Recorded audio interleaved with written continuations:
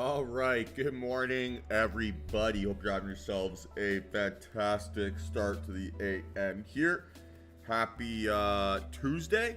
All right, it's Tuesday here this morning, and happy PPI day here. And yeah, let's get after it. So first things first, right? A couple things for us to talk about here on an economic calendar perspective. PPI came in here this morning, right? Fine. We got some Fed speak here later this morning. And then also in the afternoon. And then we got some federal budget stuff here post-trading day. From a just sanity check here. Nothing else too crazy, right? So we're okay. But certainly seems like the market is generally waiting for tomorrow's CPI, right? That seems to be the I don't know, call it the catalyst, right, that we seem to be waiting for. And so waiting to see, what kind of level of enthusiasm we have here today. And hopefully, right, we can see a little bit of stronger price action here relative to what we had there yesterday. Yesterday, one of those days, kind of got my butt kicked, right? Probably didn't feel as well as I needed to. I was just a little bit grumpy, a little bit sore, a little bit maybe tired, and still decided to trade. Probably not the best decision. Something that I would say is like one of my blinders, or one of those things I'm not fantastic at, where I kind of just am willing to trade no matter what. And there's definitely some outside biases with that, right? It's something I need to consider and to be a little bit more selfish over. So we'll think about that here a little bit going forward on what that move is. Now, I've said that in the past and made no changes. So we'll cross that bridge when we get to it. But yeah, just something to think about here a little bit, right? There really is very limited value in trading when you're not feeling your sharpest, or you're feeling your best, or you kind of wake up in the morning and you have that gut feeling that it's going to be a red day. You kind of just know that you're setting yourself up for that. So finding the courage or the strength, right, to not trade those days instead of trying to power through, maybe needs to be something that I focus on and get better at. But yeah, we'll see how that goes. With that being said, right, even though yesterday was a red day and certainly my worst trading day here of the year, there wasn't anything there that I felt like I did like egregiously wrong, right? It was a 3-for-3 day to the downside, had a bearish bias looking for that trend continuation, and we ended up just finding a lot of dip buyers, right, and some support without necessarily being supported by a tremendous amount of volume. So it's one of those days where everything kind of just syncs up and goes in one direction. And it's not the bias that I had. So, okay, it is what it is. That happens. And we'll look to adjust, adapt, and move on here today. So, like I said, right, probably not anticipating the craziest or wildest of markets until tomorrow's CPI. That's going to be the priority here. And we're going to go from there, right? If we can get,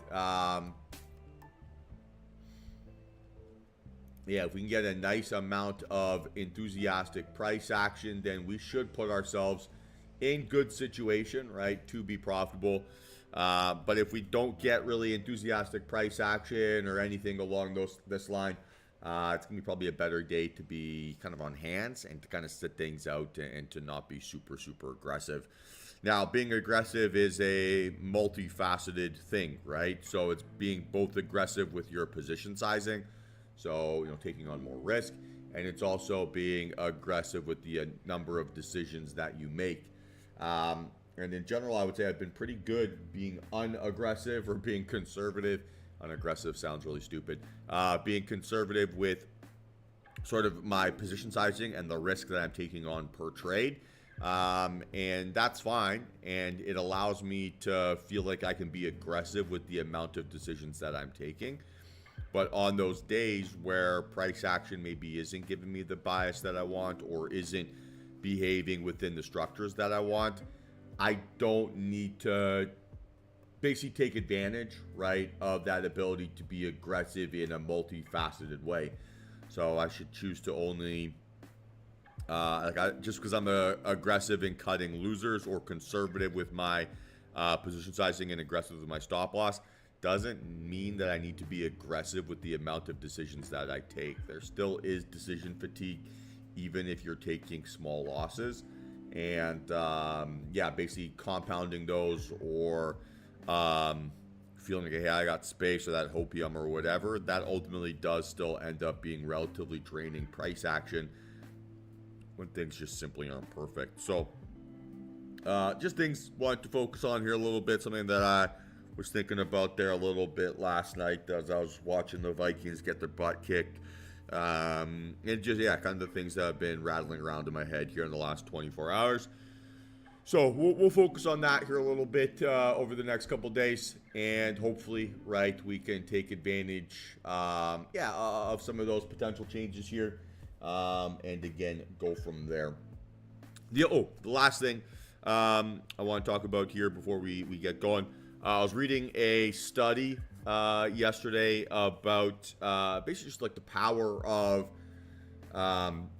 thinking, right? That sounds dumb, but just the power of controlling our mindset and controlling our basic expectations, right, over what we're going to get out of life. So there were two groups. One group was a group of both groups were a group of athletes.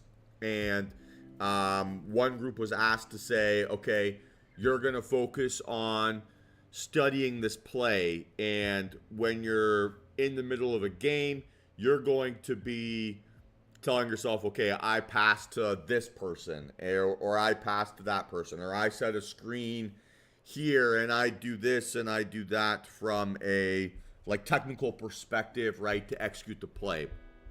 The other person practice the play, the same thing as that other group, but then in the middle of the game, they were asked to think about the language they use to describe their play. So they were asked to tell themselves that, hey, I know what I'm doing. My training has prepared me for this, and I'm good enough to make the basket, or I know that if I do X, I do Y, I do Z, I'm going to accomplish my objective.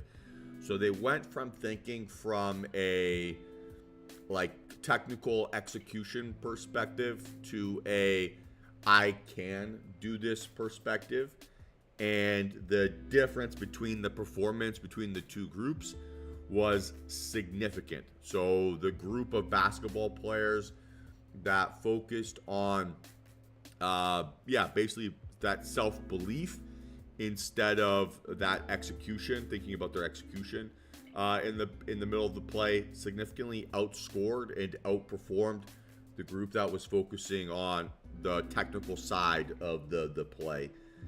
And I think that has a lot of correlation here to trading, right? Where it's really easy to think about managing our risk and managing our execution timing and really controlling or obsessing over those variables, instead of just thinking that, hey, I am good enough, I know what I'm doing, I'm confident enough, I have the skill to basically execute this play, and I don't need to obsess over my knowledge over the technical side of things. I already know those things.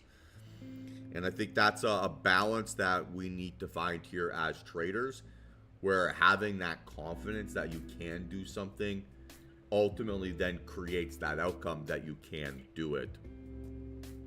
It's almost like manifesting it, right? When you tell yourself that you're confident, you tell yourself you're good enough, you all of a sudden become good enough, right? When you tell yourself that, or you start to overthink your entry, or you start to overthink X or Y or Z, you just end up getting a little bit hyper-focused on this thing, right, or this problem, and you stop to believe that you can actually accomplish it because you're creating that like seed of doubt, right, inside that process. That's definitely something I want everyone here to focus on, something I want to focus on, especially after a challenging day there yesterday. That, hey, we're all good enough, right? We all have the skills. We all have the ability. We all have the technique to be able to accomplish absolutely any objective that we could possibly want. And then it's just believing that, hey, we do deserve this, right? We do deserve the positive outcome. We do deserve the absolute best things that could happen to us. And then we have to make our actions match our beliefs and our actions match our words. So that's really today's objective. And yeah, it's really what I'm going to focus on here today. And with that being said, a lot of rants and raves here this morning, so apologize. But yeah, let's actually set ourselves up here for successful trading day.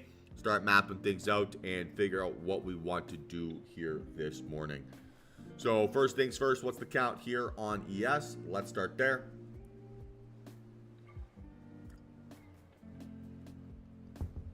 And let's figure it out.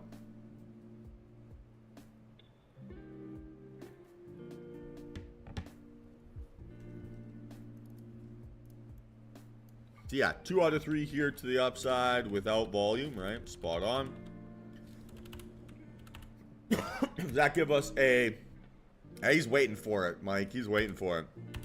So are we waiting for bullish bias, bearish bias, both sides, one side? What do we have here today?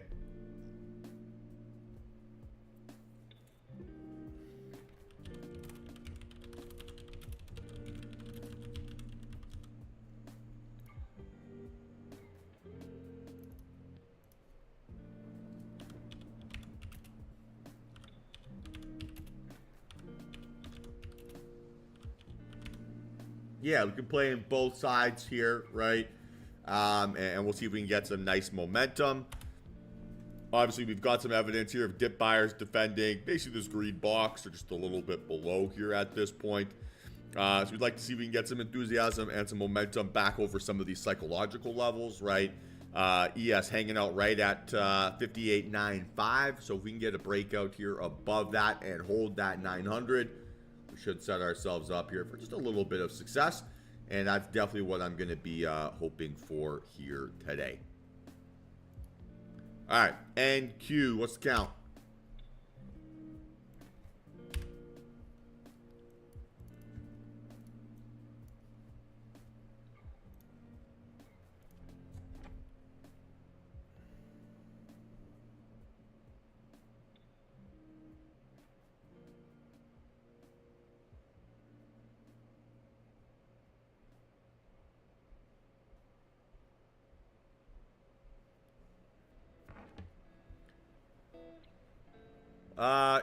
David, you might be a little bit behind here on the stream.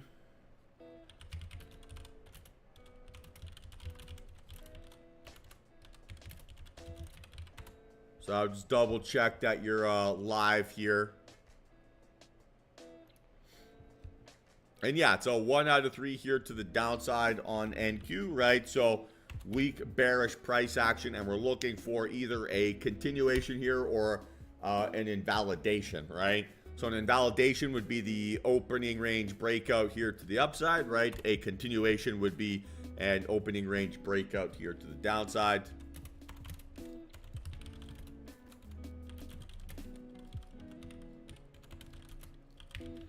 And we're going to be targeting a move towards pre-market highs, which is approximately 21,170. So we'll go 21.2. Just round it up, right? And we go 21.3, 21.4, 21.5. We can go maybe 21.6. And then to the downside here, right, we're targeting 27, which is already our first level. And then we can go from there. What would we like to see from a volume perspective here today to have some conviction of being able to get some nice price action?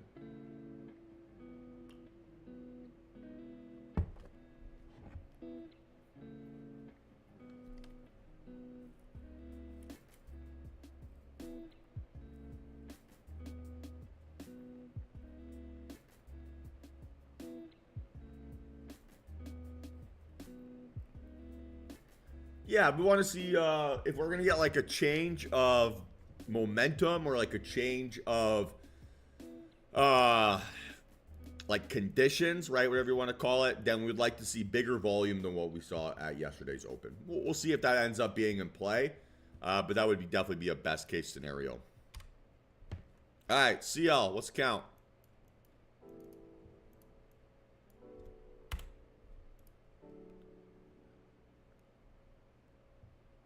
Yeah, so again, it's a 1 out of 3 here to the upside with outlier decreasing volume.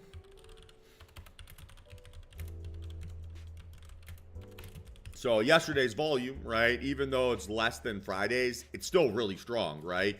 It's pretty much bigger than anything we had seen in maybe 2 months, right? All things considered, since the 28th of October, so maybe, yeah, 2 months or so. So yeah, very impressive volume, right? All things considered. And a little bit of like a squeeze mode type price action here on CL. So I would still primarily have a bullish bias here, right? For continuation narrative, you know, breakout towards 79.50, and then 80 and beyond. No complaints, right? If we can get that look, obviously don't like crude going here now that I have a V8, but, certainly seems like we do have a little bit of potential for that cycle move to continue to the downside here, right? Targeting a move towards 78 and then lower. Absolutely could set us up here, right, for a bit of price action, but want to be a little bit patient.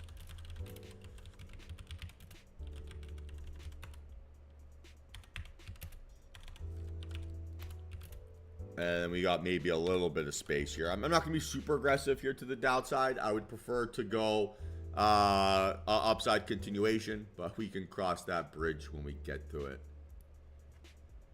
All right, Apple, green candle, decreasing volume, gap up. So 2 out of 3 here to the upside without volume. I'll be honest, guys. I don't flex lifestyle stuff here too much. I keep it pretty chill. 235 plus, and then a breakdown here under 230. But yeah, I do like my car. I won't pretend that's not the case. All right, Tesla, 3 for 3 here to the upside. And we're looking for a 415 breakout, right? Or a gap fill and go. And NA here to the downside. Okay, Microsoft, 2 out of 3 here to the upside again. Apple and Microsoft, do they look more like ES or NQ?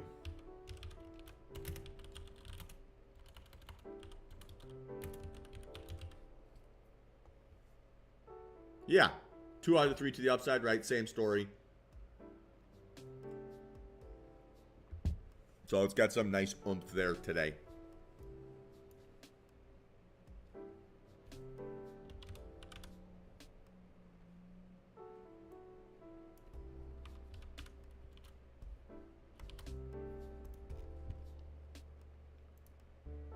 Microsoft is a very interesting long-term purchase here, I would say. This might be something I look to build up or add to my long-term portfolio in the next, maybe today's session a little bit today afternoon.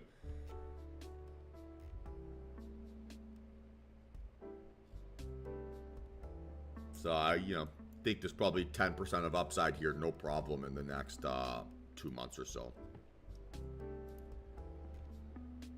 All right, Amazon. Lower low. Okay, so it's going to be a 2 out of 3 here to the upside.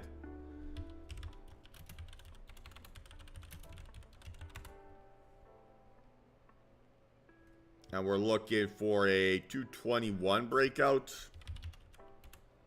Or a breakdown here. Excuse me, under 216. So not too much changing, but continue to have that flexibility. Okay. AMD. Can't tell if that's an inside bar. No. So 2 out of 3 to the upside without volume again, right? Pretty much the same story across the board. The only real outlier there is Tesla.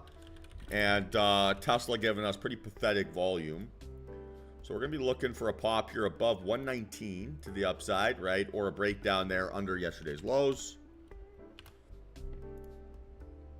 which is 114.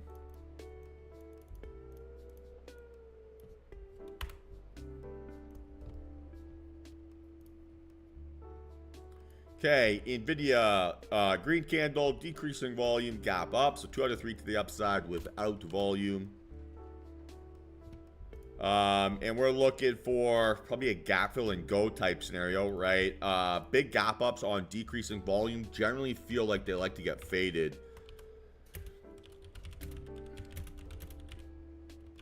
Because those weak bulls are like, ooh, let me take that profit, right?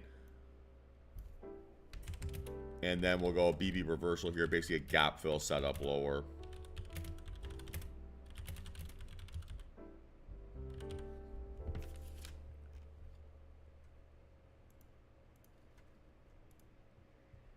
Okay, Meta inside bar.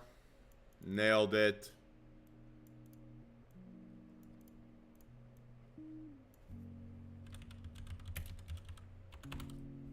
And so we're looking for breakout of that consolidation range or that high volume indecision.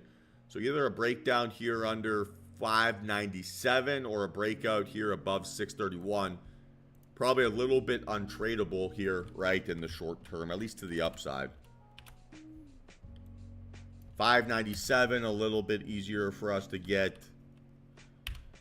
but not super enthusiastic about either scenario.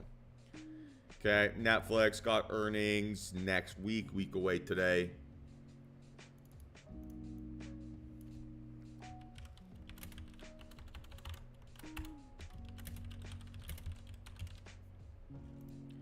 So we're looking here, Netflix, probably a breakout. I'm going to say 850, right? Just give me that round number pop.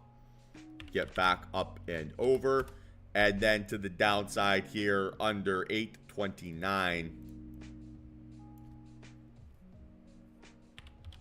Breakdown, right? And that's fine.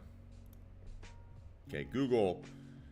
It's really consistent price action here today, which is actually pretty nice. 2 out of 3 to the upside without volume. So very similar story here, pretty much across the board.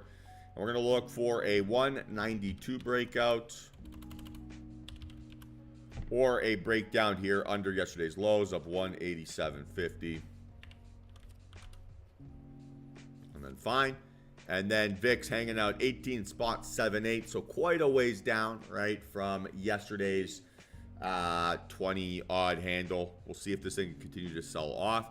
The fact that VIX closed there yesterday under 20, probably a pretty good indication for bulls, or that bulls might be back in business here a little bit. So yeah, we'll see if we can get some nice momentum here today. Again, expecting tomorrow's CPI to be the sort of main catalyst here of the week. And we'll see basically if that's how price action kind of confirms that narrative, right?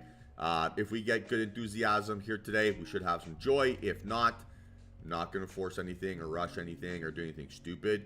Really just going to focus on controlling the variables I can control here today and just putting myself in situations where it's easy to be green. So no bullshit here today, no self-sabotage, none of that kind of stuff. We all have the skills, the ability, and the techniques available to us to be successful traders. And the more that we can control our self-talk and think that we deserve things, that we are good enough, that this is something that we actually want, the more things are actually going to come together and work for us here in the long term. So fundamentally, that's going to be where my focus is here today. And hopefully we can set ourselves up for what should be a strong trading day. We got about 4 minutes here or so until market open.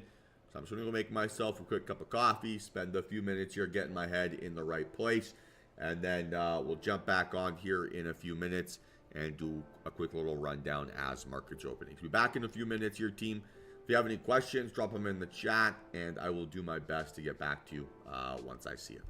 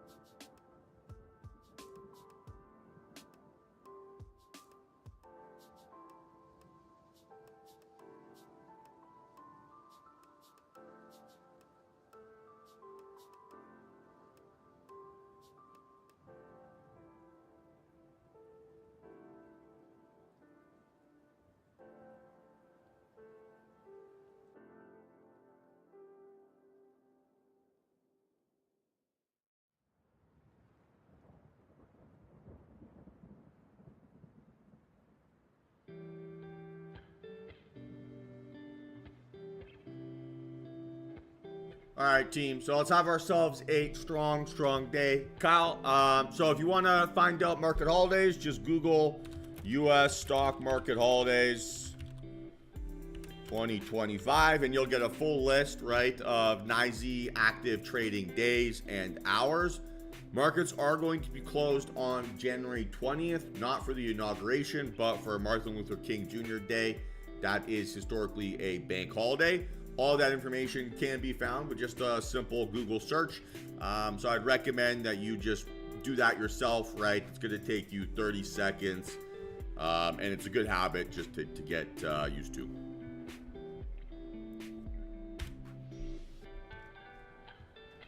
All right, so markets have opened here, right? Let's see where enthusiasm shows up today, right? And what kind of price action, right, we can take advantage of. Again, not going to be very aggressive here until I see a nice theme of the day get established. And like I said here already, base expectation. Like I said here, base expectation here today is to... expecting price action is basically waiting for CPI tomorrow, right? So we didn't see a huge reaction from PPI, so let's see if that ends up being the case. Like I said, Kyle, best way for you to check market holidays is just to Google that, U.S. market holidays 2025, and you'll get that NYSE calendar like I showed you. Markets are closed on Monday for Martin Luther King Jr. Day.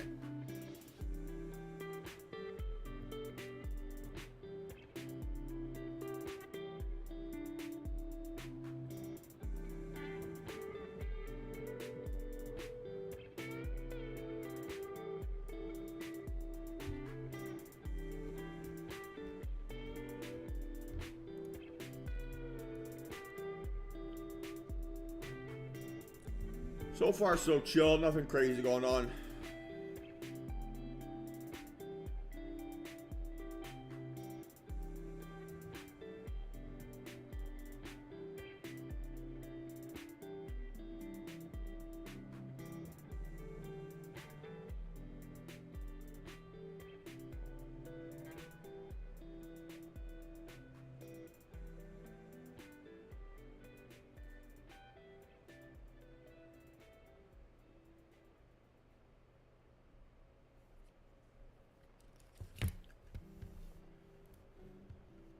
So we talked about, right, in the pre-market, wanting to see how ES reacts here to this 900. So far, it's not holding above. Not really a clear separation on volume under that area here.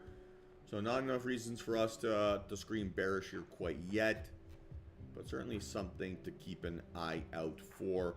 At open, we're getting a little bit less volume than yesterday's open. So again, right, going to be a little bit patient and cautious, right, until things kind of sync up.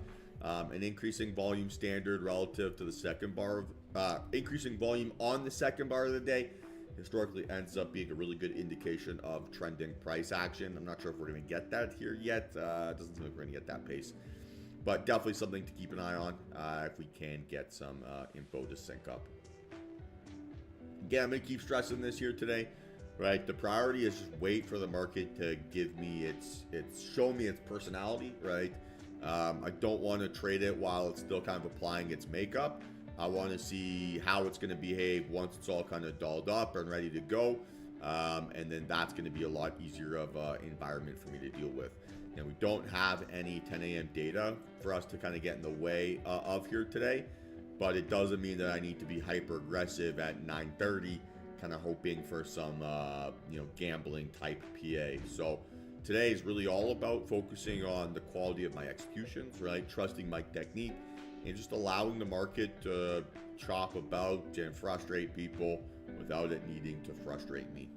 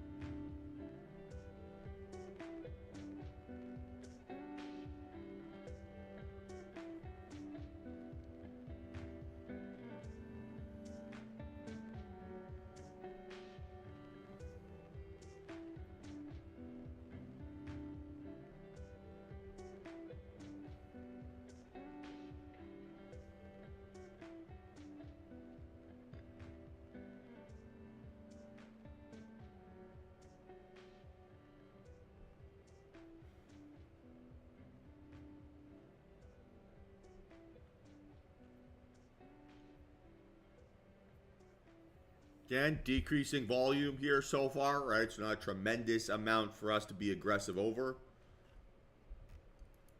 CL giving us increasing volume. This could be interesting potentially.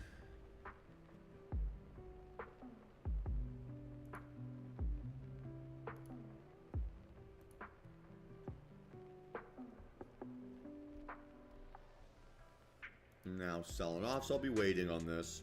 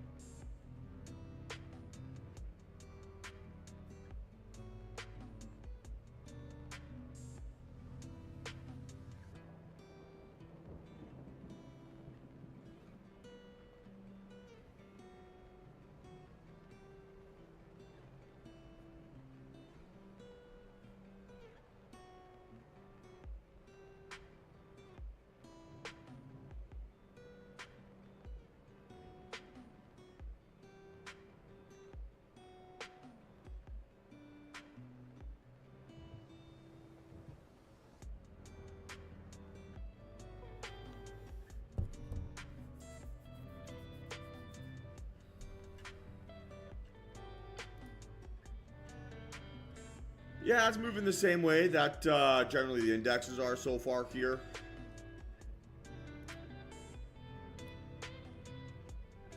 So not sure if I see any reason where it's an outlier.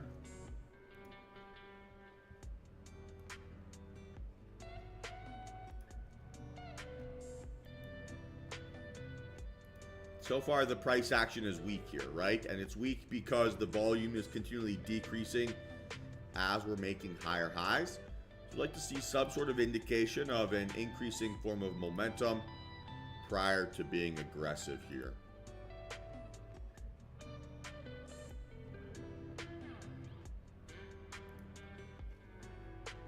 And for now, I'm just chilling. I don't see any reason to force anything here yet.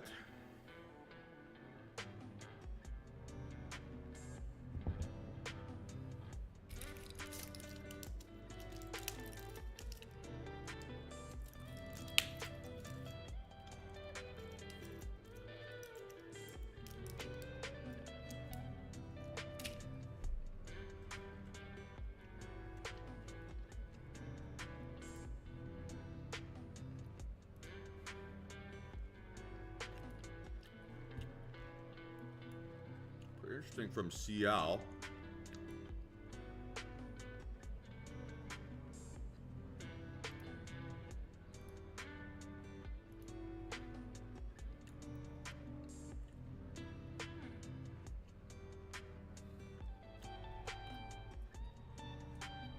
Only thing that's giving me an increasing volume standard here so far. Then instantly fakes out before I can even think about getting in. I would say the one thing that's giving me just enough pause here, right, is that the fact that we got stopped at 78.05. Right, so it means we've got a pretty good defense here of 78. I'd probably like to see that break down before I trust anything. Because now it's just fake out higher, fake out lower, spit in my face and call me ugly type price action, right? It's not exactly making us feel like we're particularly special here.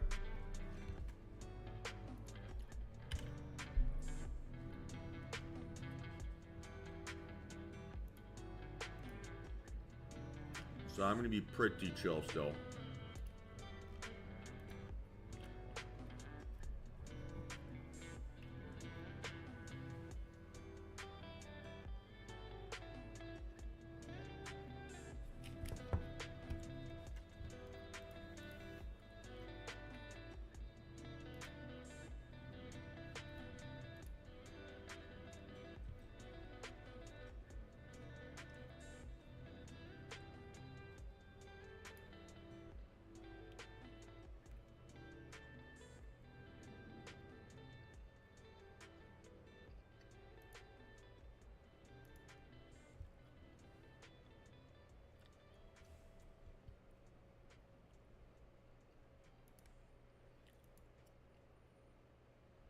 So still waiting, right, for a reasonable increasing volume kind of breakout here. Nothing really has happened yet of interesting.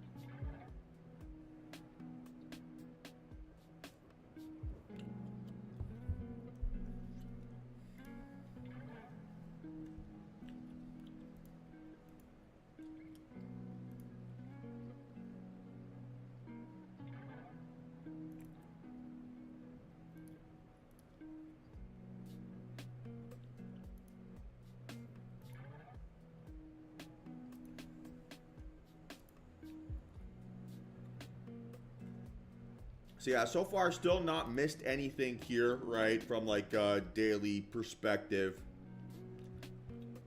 Maybe found a little bit of support, but nothing really crazy.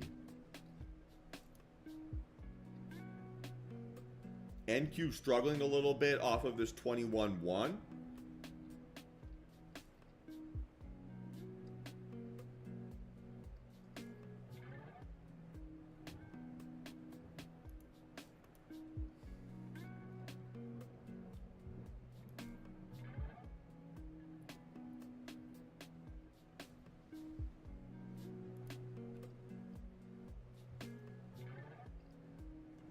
Again, decreasing volume here, so very unenthusiastic price action.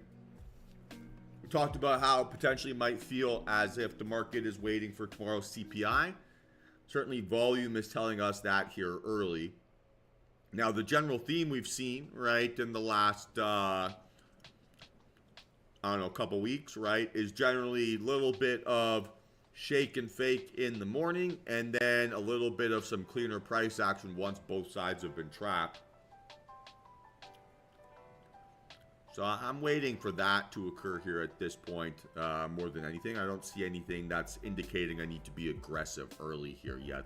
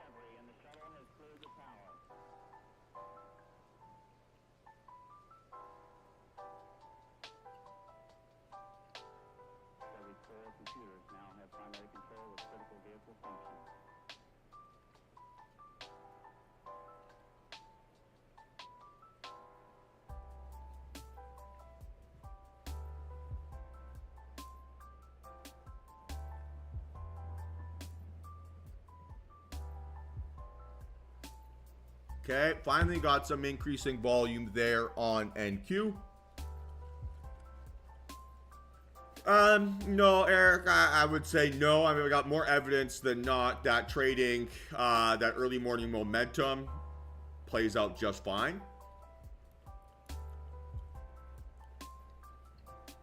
So, no, I wouldn't overcorrect for that.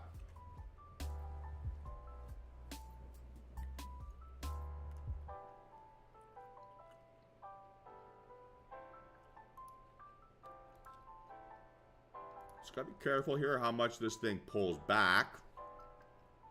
Again, at this point, trying to get a little bit unreasonable. So that would be possibly setting us up for a 5-minute if this closes as a strong candle. Maybe it can in a minute.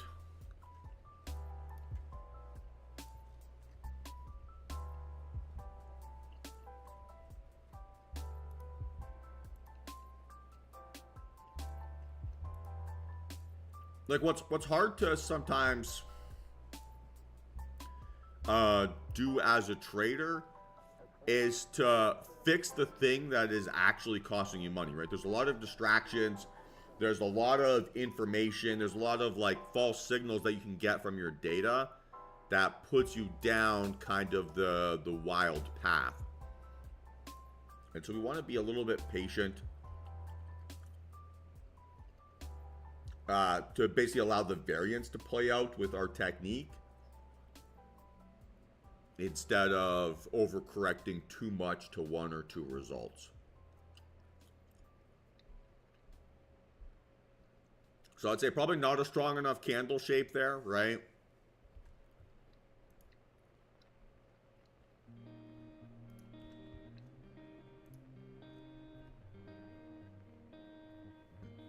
So we're going to continue to wait. No reason yet to be aggressive.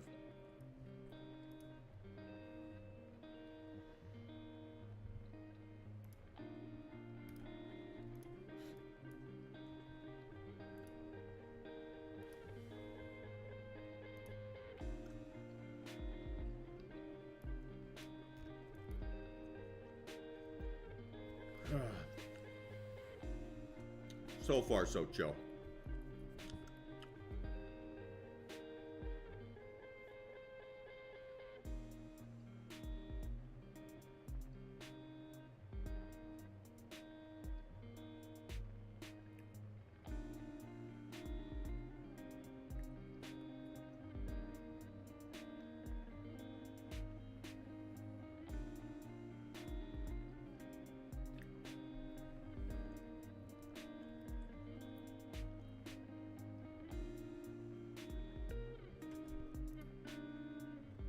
Again, not increasing volume here. We'd like to see it now break down under this opening range. We've bounced off of that 58.90 to 50 area twice, possibly 3 times.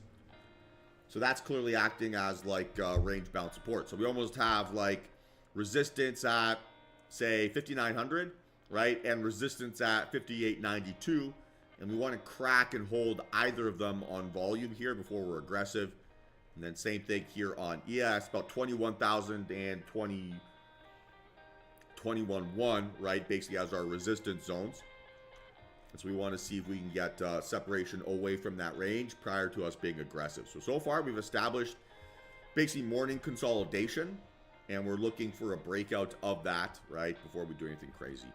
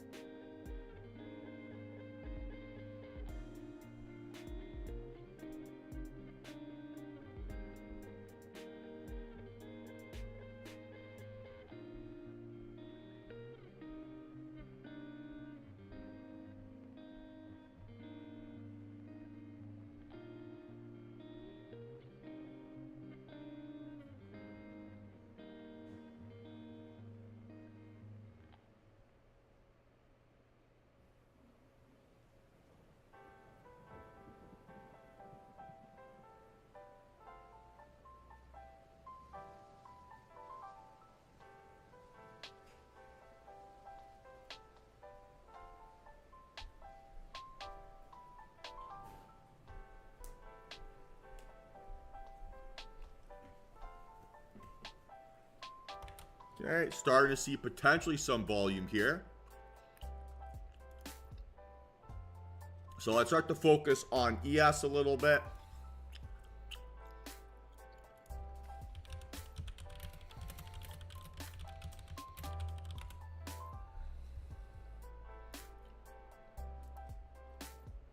Three-min time frame. And no 10 a.m. data here today, right? So we can be relatively patient.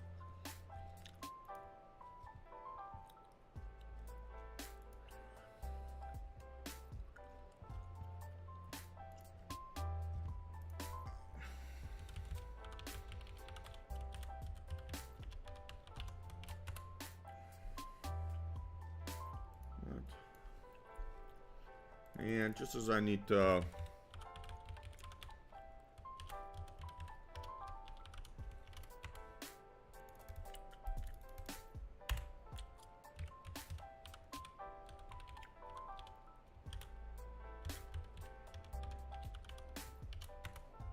There we go. Okay. So stop would have to be around 88.25. And let's see, right?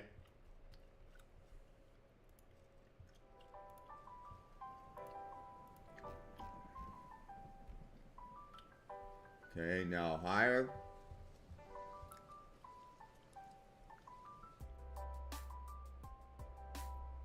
So now it would be 89.75.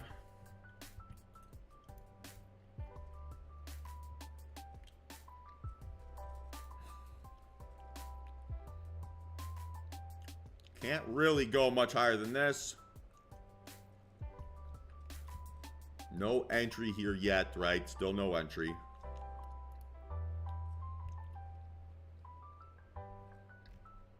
NQ is well in play here.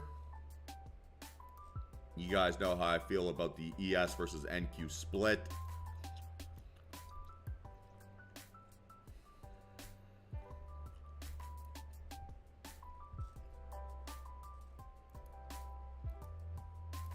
So I'm going to focus on NQ here. Stop loss 31.25.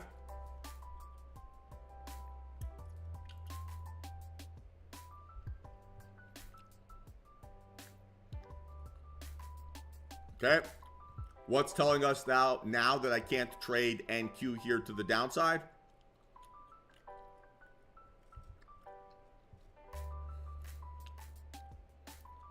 Yeah, the increasing bullish volume, right? So if I'm trying to define that, hey, bears are strong here, wouldn't necessarily see that as a reaction, right? So then that possibly sets up here as a reversal scenario. And then that gets us back to the, I don't know how to describe this without cursing, but it's like the fuck you, let's get frustrated type price action, right?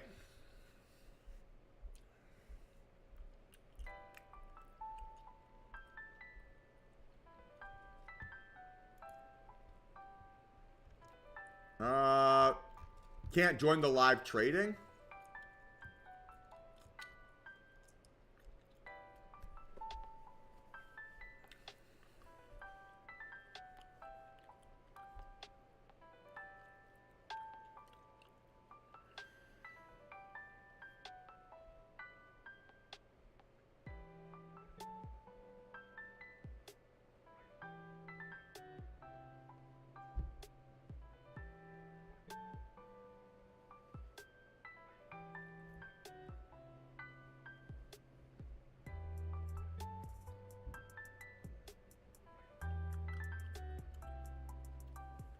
Yeah, there should still be the link.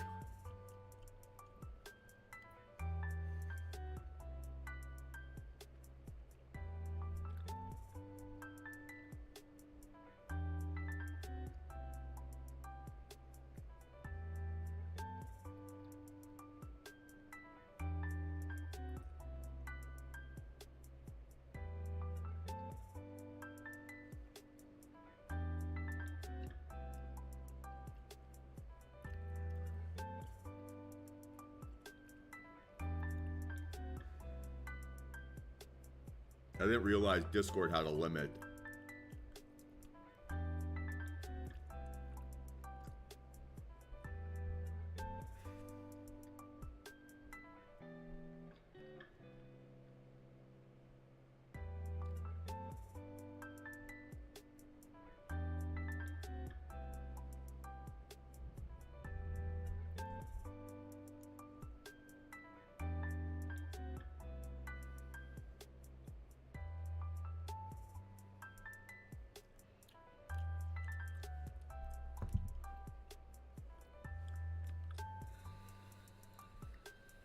Yeah, potentially. Pretty big move here.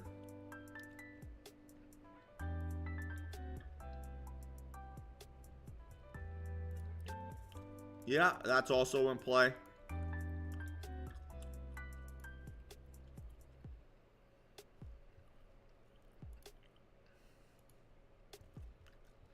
All right, so I'm going to focus on NQ on the 10 min here.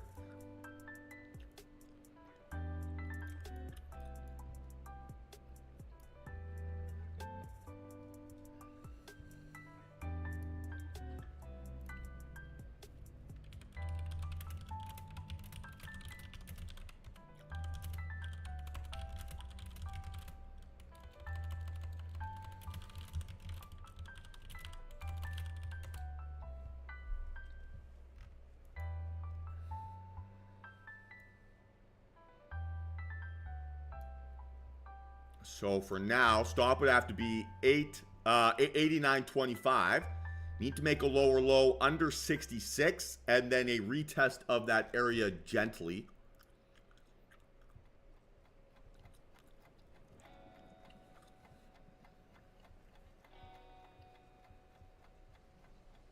David, the only reason I would say CL is less appealing is because CL is just a much clearer uptrend in the last few days. So selling into yesterday's volume is still just a little bit scary.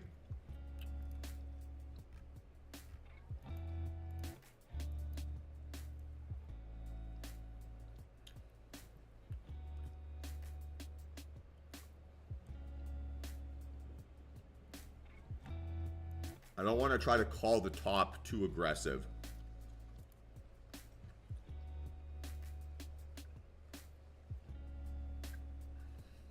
I'm getting cold. I need a hoodie. One sec.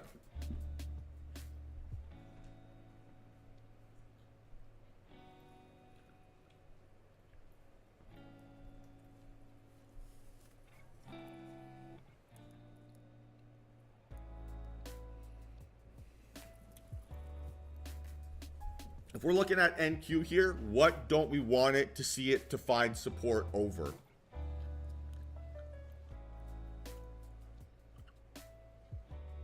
Yeah, 21,000 exactly. So just flying through that here just as we talk about it.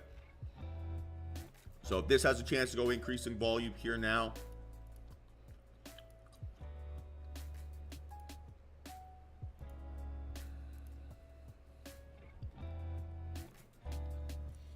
Oh, man.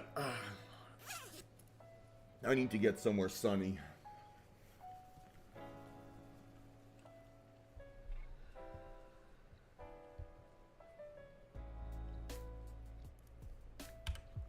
Okay, so back to looking potentially to the upside here now, right? Little fake out scenario.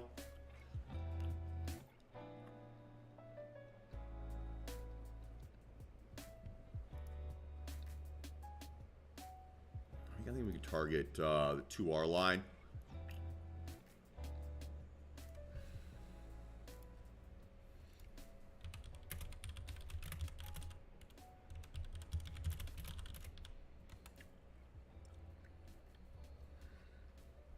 So 2102 would be the stop for now. Maybe that's a little bit too big. 2104.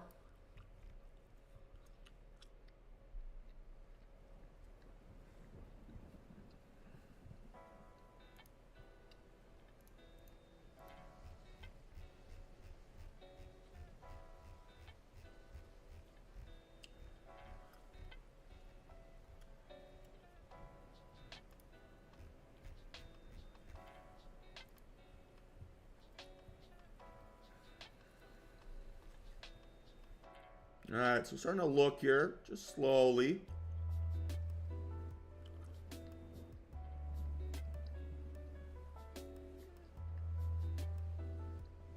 There's pullback here. So far, just a little bit too aggressive.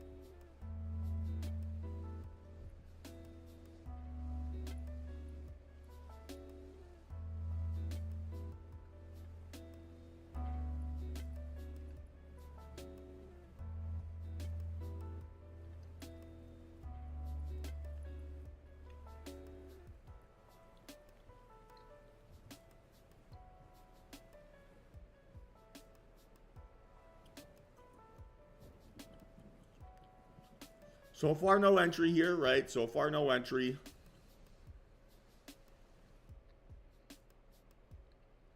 It's behaving fine. But again, what we're trying to get here is a good entry, right? And a good entry is not necessarily a price thing. It's how long you spend in drawdown.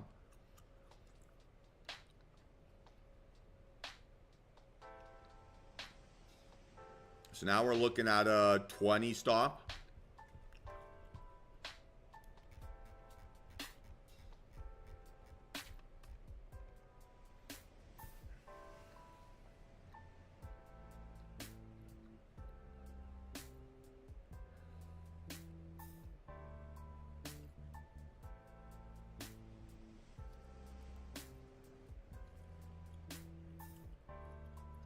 Okay, looking for a gentle pullback here now.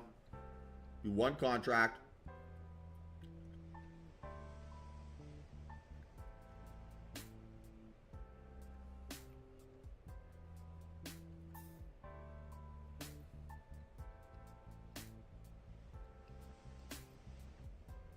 Oh, come on.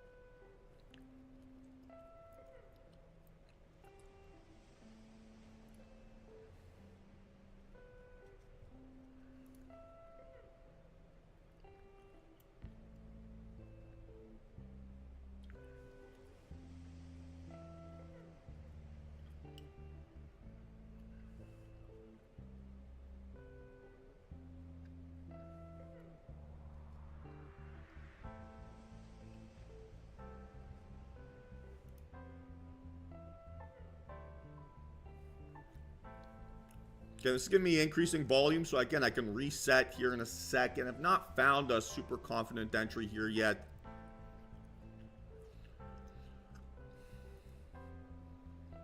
So 30 seconds to go.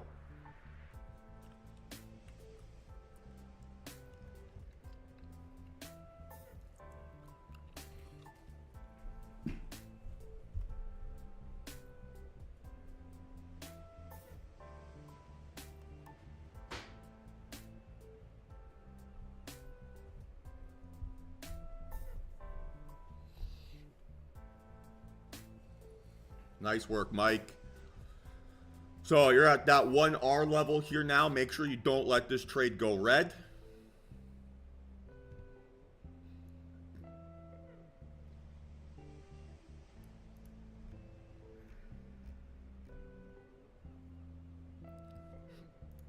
Excuse me.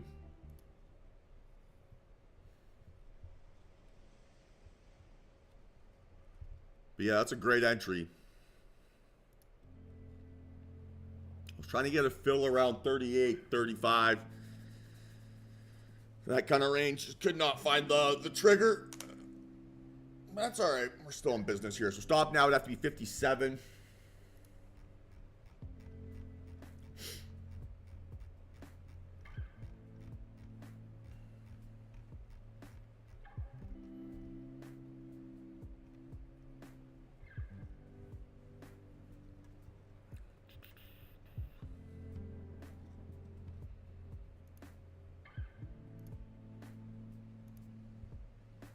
NQ, or sorry, ES couldn't hold above 900.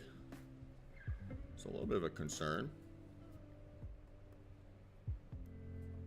Okay, we could also do this still. I'd prefer the aggressive technique here. A deep pullback makes me worried about chop and drop.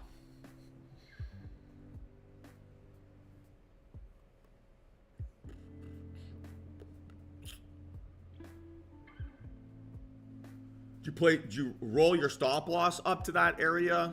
Or what was your, how'd you get stopped out?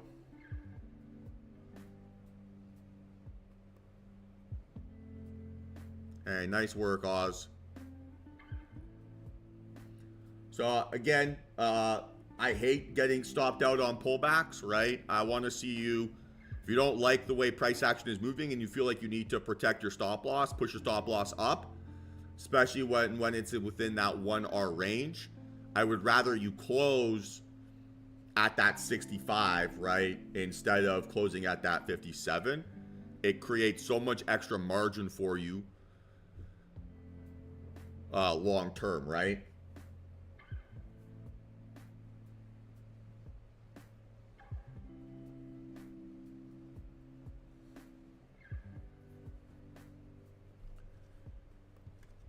So yeah, we need to see a decent breakout here. Got chance. Now we want to see a pullback. Stop would have to be 54. Which means I need a pullback into 73-ish.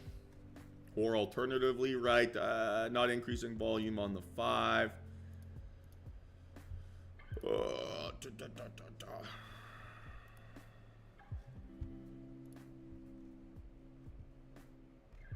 Right, because what I hate, Mike, is getting stopped out and then seeing it run, right? Where if you just kept your stop loss where it originally was, you're still in this trade and you're up an extra 30 points, right? So getting stopped out on pullbacks, it's a part of the game. But we don't need to make it easier for ourselves to get stopped out on pullbacks.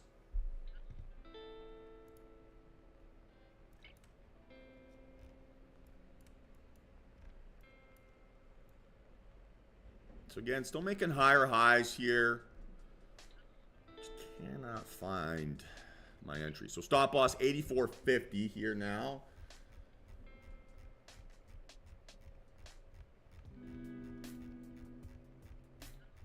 And again, I would rather miss trades than jump into something that's too aggressive, right? I would say if I'm thinking about my entries so far this week, it's been buying on pullbacks that are too aggressive. And then that costing me money. But this is definitely appealing here. And this could possibly be 2 contracts. Now it would be 1.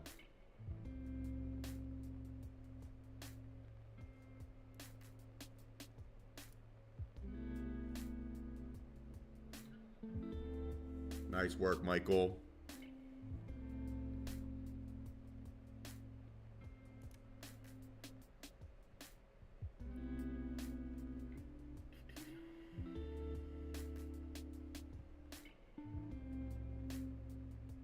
All right, guys, so I am in 101.50. Oh. Wow. The fuck?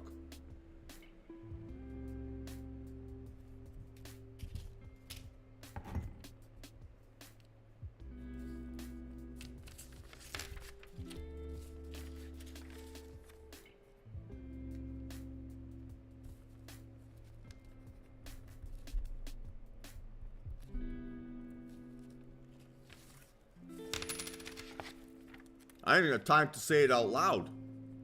Very crazy. All right.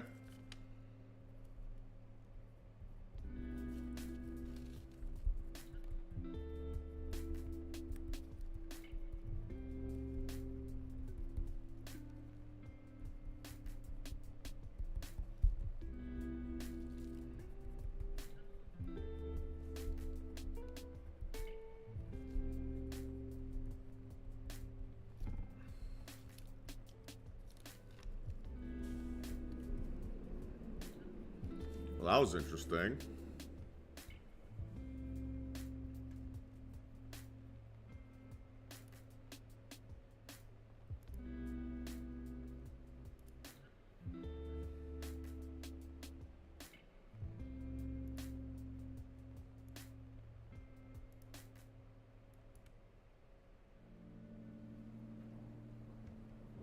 I wonder if that was some Fed comments.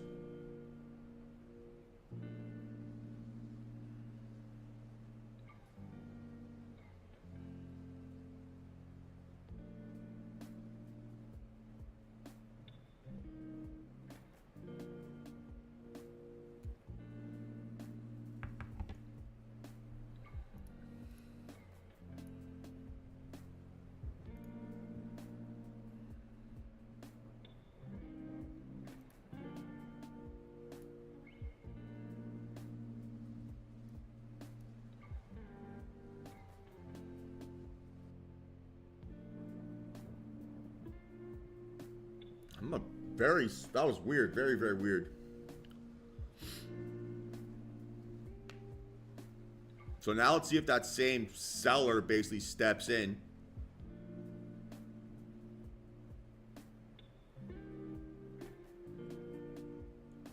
But that had to have been a record for the fastest stop loss I've ever taken. Crazy.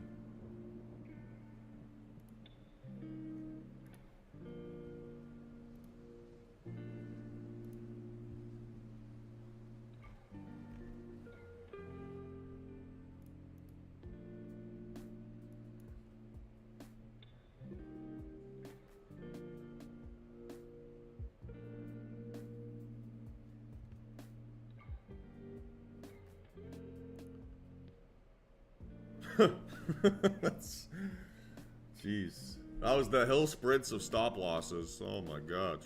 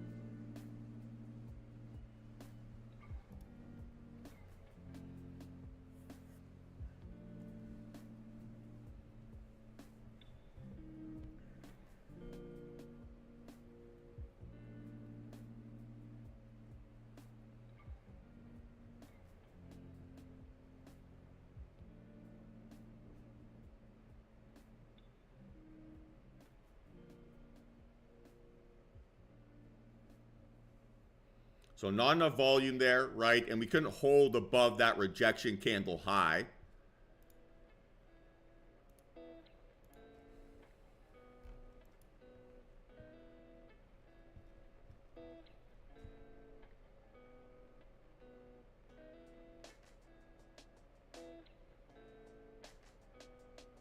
So I'm thinking a little bit, maybe a short here now.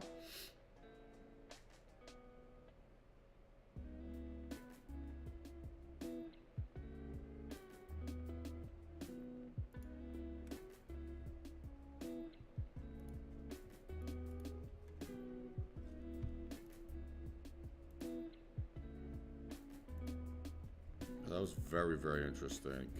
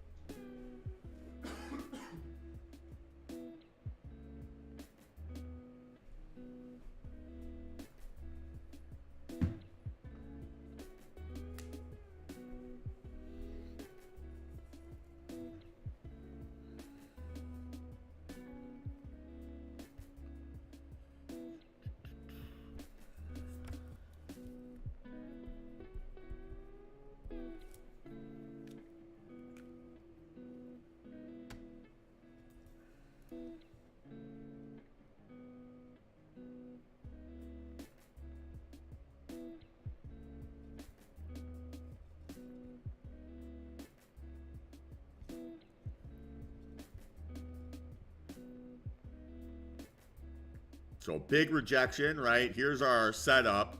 Fake out. Maybe we can get confirmation here. We can look for a breakdown towards lows. That was very, very interesting.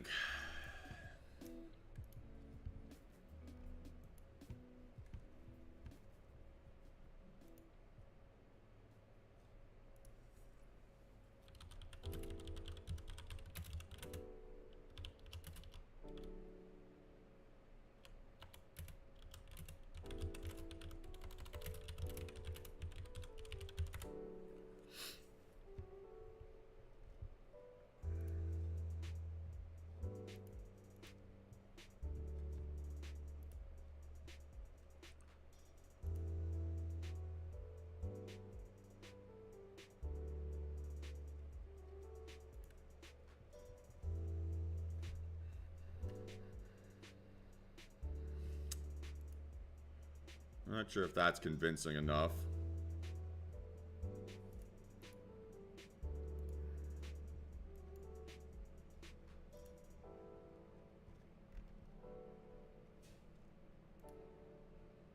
More so on ES.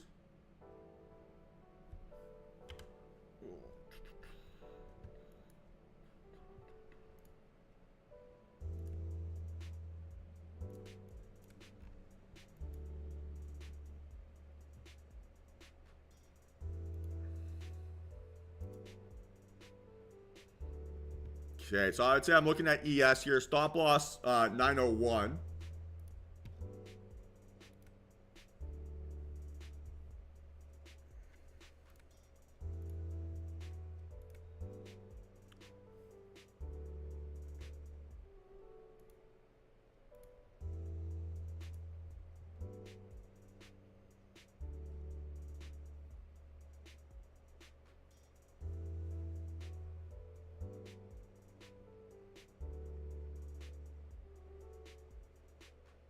A little bit too fast here.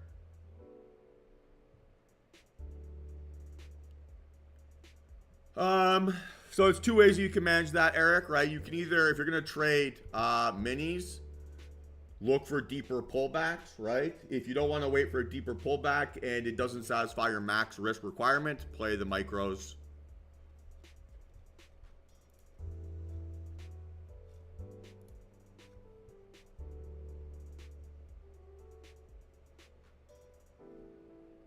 Okay. Man, I cannot seem to find an entry here today.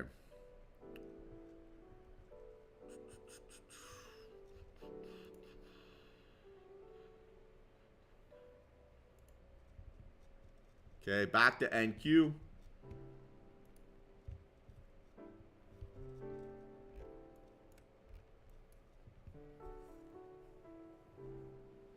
I feel like I got my head wrong a bit on that first one.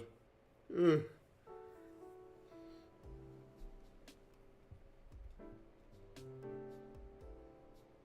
again, this candle here is our setup. And we're looking for a strong confirmation candle here.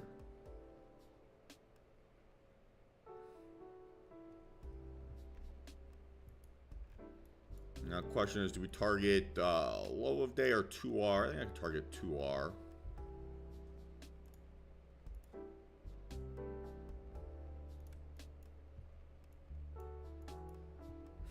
Hmm. 53 to 84 is still a bit punchy.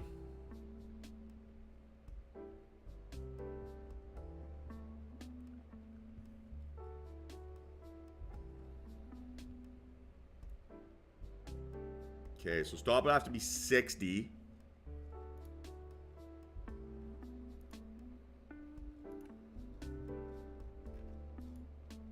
Or maybe we just wait for this thing on the 5.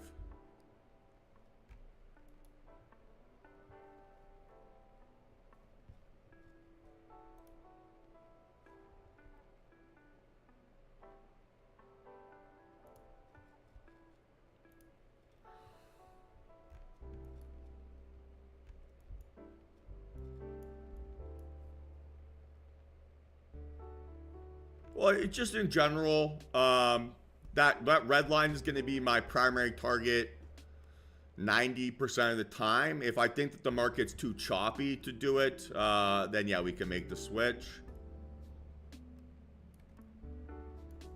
Okay, so stop loss 84.25.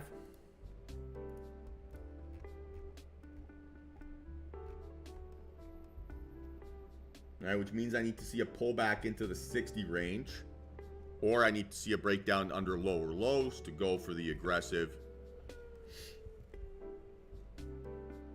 Okay, it'll be one contract here.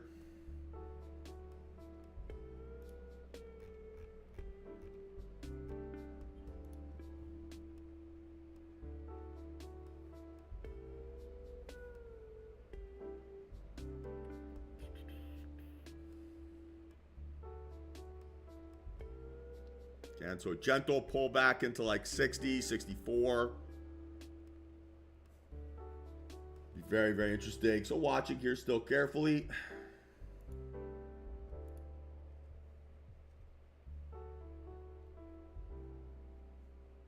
All right, guys. So I am in 61.75 short.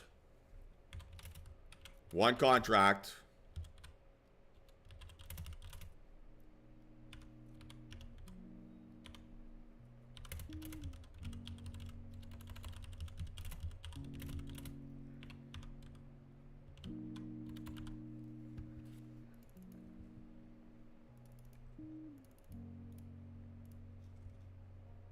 So far, so good here. So they can make lower low.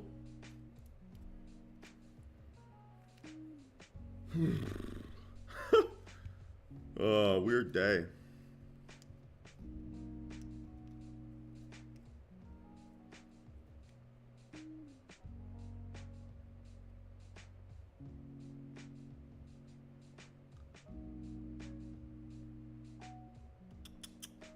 Can flush through 40 here.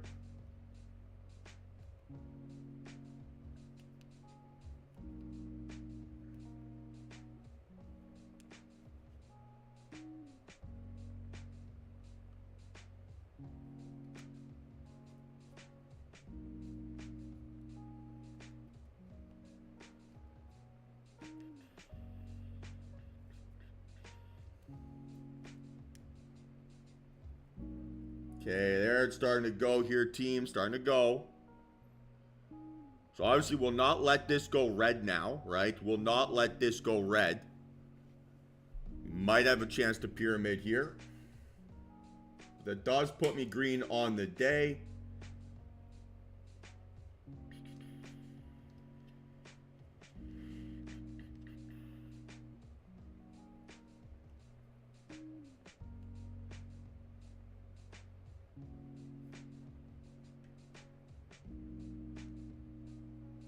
Let's see if it's got some more juice.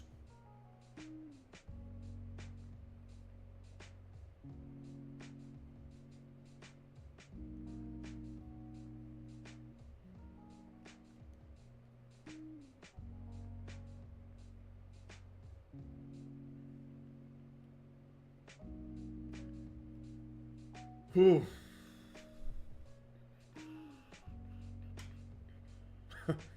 Man, this job is so weird sometimes.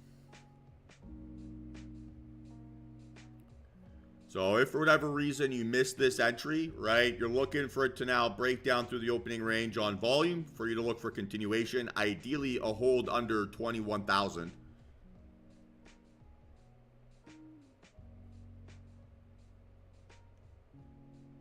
Yeah, absolutely, Bert. That's what we've been missing here for a while. So far, so good. So far, so good. Almost at 2R here.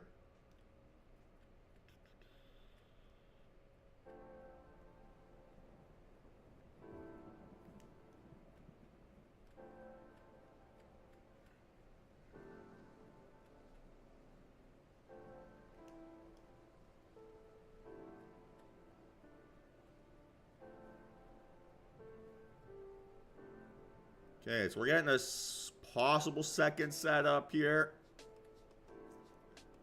So we have a chance to pyramid into this position. right? And now you'd want your stop loss to be 26.50, right? Something along those lines. You see it break down.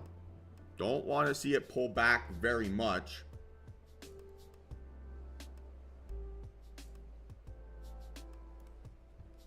All right, original entry here is approximately this yellow line. So if I buy one more contract, right, here and bring my average price, it'll be approximately like 37-ish, right, which would still be above this red line. You'd like to see it break down, make a lower low here, and then can look to add in another one. For those of you who missed, right, a breakdown under that yellow line and then a gentle pull back into it, then becomes your entry trigger.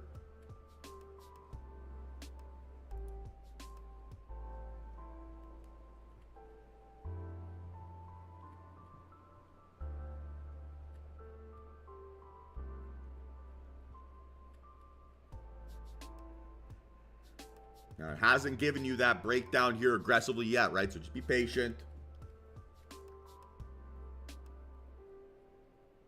Timing your pyramid entry versus your first entry is a little bit of a different game.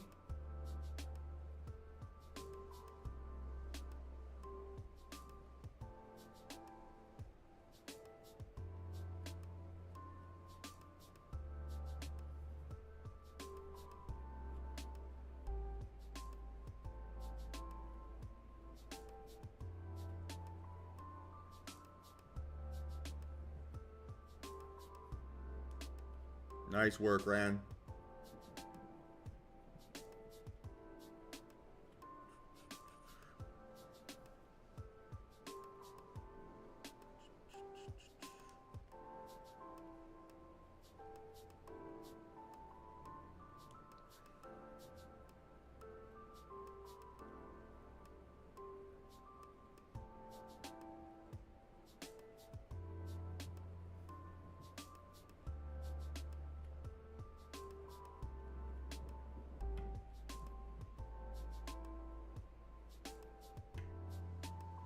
Seems to keep getting stuck around that 2110.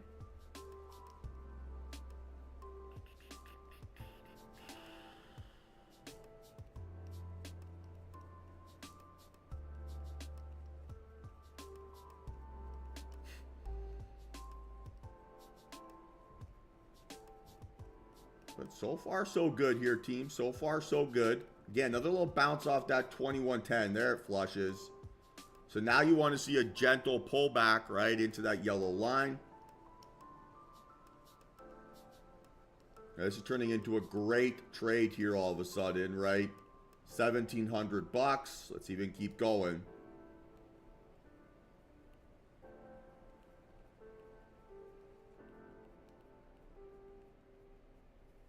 Would like to see it hold right under now 21,000.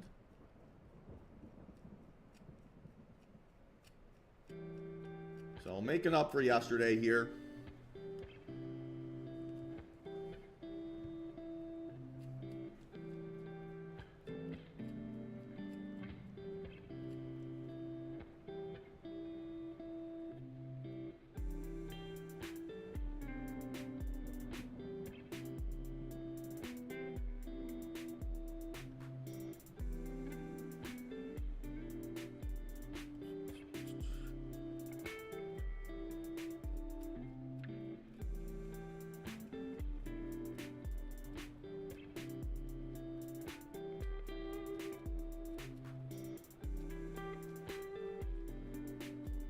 Come on.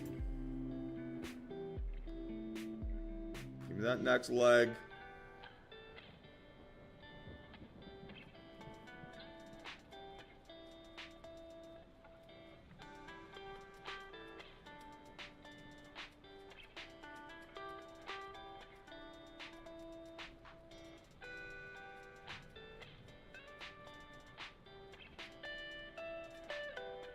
Okay, watch this reaction at candle close. That might be my chance to get out. Let's see. Ooh, good close.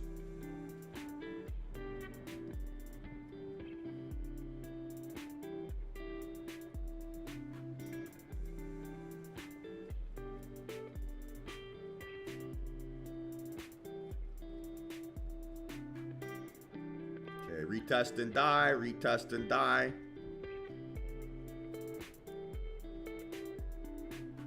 So now, right, you're looking at a 0.2 stop loss, give or take.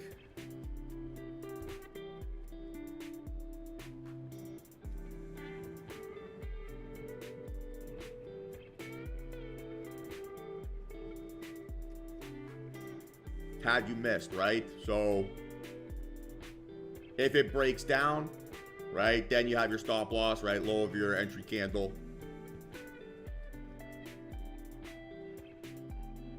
So this is now a 4-hour return, right, which is fantastic.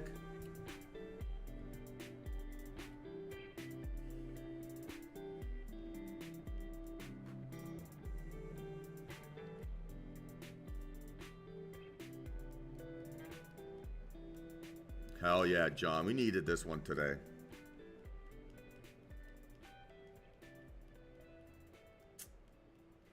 It's starting to take a little bit more oomph than I would like.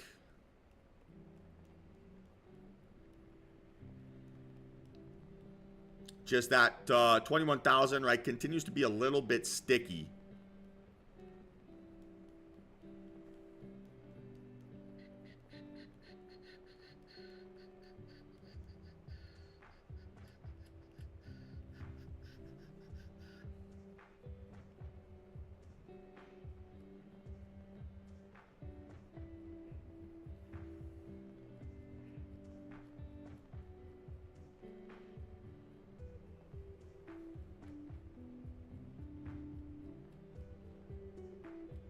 And flush, come on, flush, flush, flush.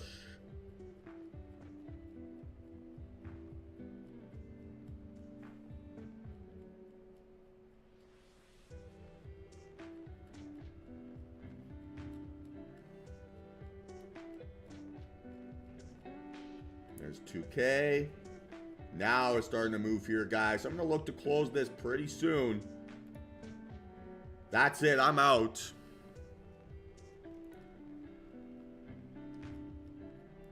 Let's go. Close price of 75. All out at 75.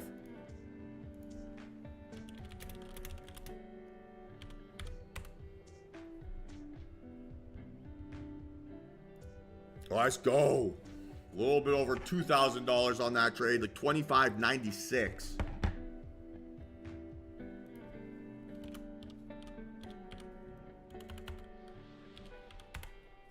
Woo! Oh, God, this job is ridiculous. So, the thing, right, to think about, right, a little bit, is even though that first trade of the day, 100%, we doubled yesterday's loss, and then some. The thing about this trade, right, what made this successful, I mean, I probably could have held this for longer, fine. I'll take my 5-hour window. Is we took the information, right, on our first one. So that first trade we took, right, we found a wall of sellers, got stopped out so quickly, and instead of bashing our heads against the bullish wall, we took that information, right, and applied it to our next trade. So it's like we paid $370, right, to figure out what the bias of the day needs to be. And that's a great result, right? So much, much better. Got a pyramid trade into that, right? So I will take that all day long.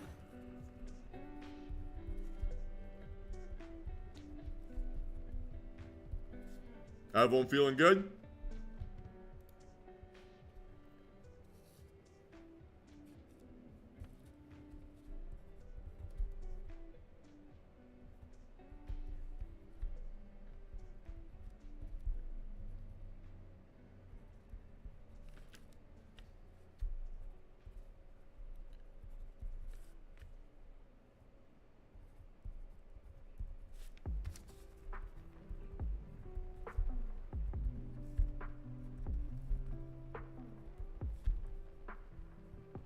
And we can now look to play this next leg down here, right? Increasing outlier volume. on this breakdown candle, and we can look to reset this possibly, right, for continuation down towards our 2R range. So close your trade as your P&L is increasing, right? Reset. And then we can look to continue to play this breakdown if it wants to keep going. So that's the beauty, right, of closing our trades as our P&L is increasing. We don't have to try to catch this move all in one go. We can ignore, right, or not deal with this pullback here. Panic close at 77 or 78 or 80. And then reset, right, once the trade is strong again.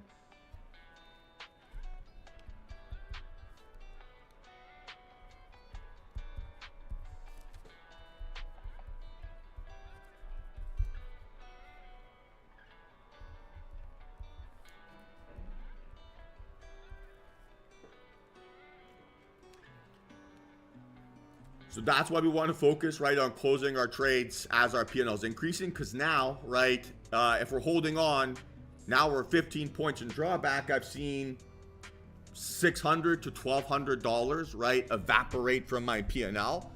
And now I start to make a decision based on the greed of wishing I had closed earlier, right? So now I'm panicking. I'm thinking, oh, fuck, I'm down, I'm down, I'm down, I'm down. And I see myself giving back so much of my P&L where I no longer make a very rational decision. So we reclose our position, we reset, and we get ourselves to be impartial again. And that makes it easy, right, for us to be able to trade this next leg down if it wants to give it to us in 10 minutes or something along those lines, right? It's pretty rare that a trade moves entirely in one move, right, or in one candle all the way towards our target. So we don't need to hold on like shaking, right? Oh my gosh, this has got to hit, this has got to hit, this has got to hit. We can take it in stairs, right? And yeah, feel a lot more calm about it. Like there is zero emotional baggage, right? To have closed a winning trade early, seeing it pull back, and then catching the second leg. Hopefully you've closed your trade, Styles. Hopefully you've closed your trade now. But yeah, great little rip, team. Great little rip. I love NQ. She's so nice to me.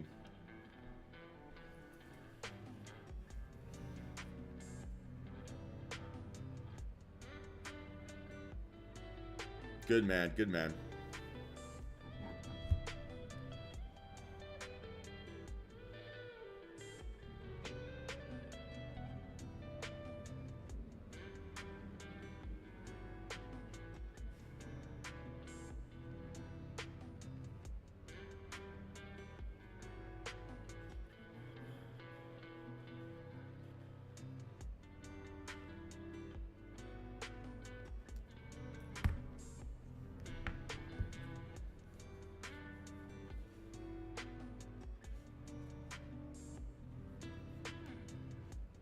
So for those of you who missed this trade, right, ask yourself, okay, why did I miss it? Why did I not like that initial entry spot? What was I waiting for to have been correct? If you're waiting for me to say that I'm in a trade, right, and then you're going to try to jump in after, you set yourself up, right, to miss trades that move in my direction quickly.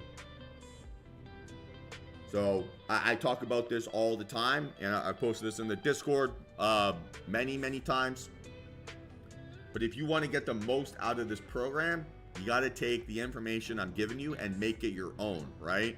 Because once you're deciding for yourself when you want to pull that trigger, then at the very least you can learn from those decisions, if not make more money, right?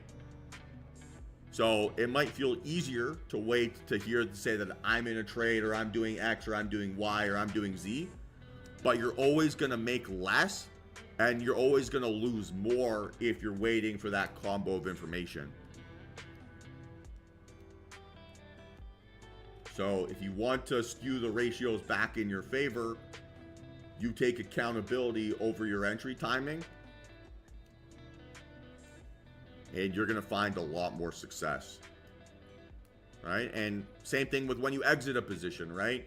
When you're the one in control of that decision over the why, well, then you start to notice the patterns behind those decisions, and you can start to fix the flaws in your trading, right? Or double down on the things that are strengths.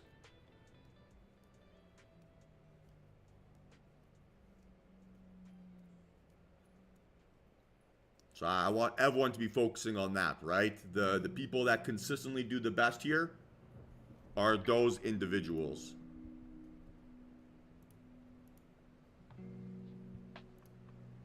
And I'm not trying to say that my techniques don't work or that my trades don't work. Absolutely not, right? They do. We've got plenty of evidence that that's the case.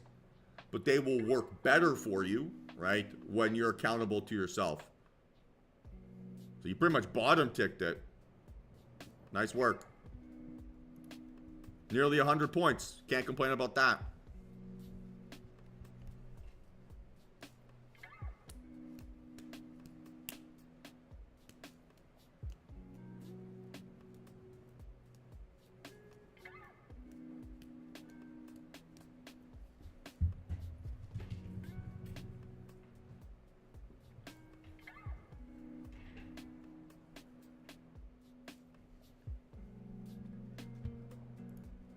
So again, we can still potentially look to continue to catch this move here to the downside, right? If it wants to keep breaking down. But the stress we would have felt, right, on a pullback here towards 2120. I mean, I'd be, I don't know where my head would be at, right? It wouldn't feel good. So I ultimately see very little wrong with closing where I closed. Okay, probably could have gone an extra 20 points maybe. But catching tops and bottoms is an element of luck more than an element of skill. And look, 2,500 bucks on the day. I don't really need to do too much else here.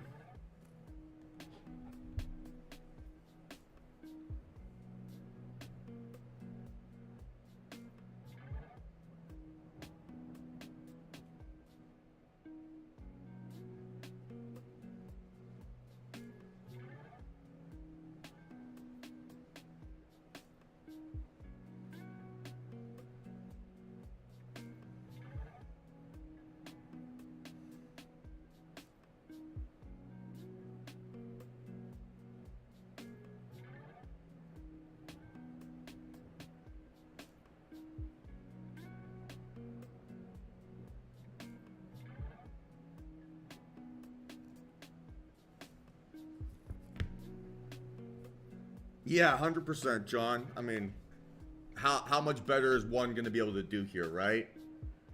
And we have to also fight back against this feeling, oh, I'm green. Let me trade with my winnings. Right? To try to make them more winnings. Tends to not also be a successful combo.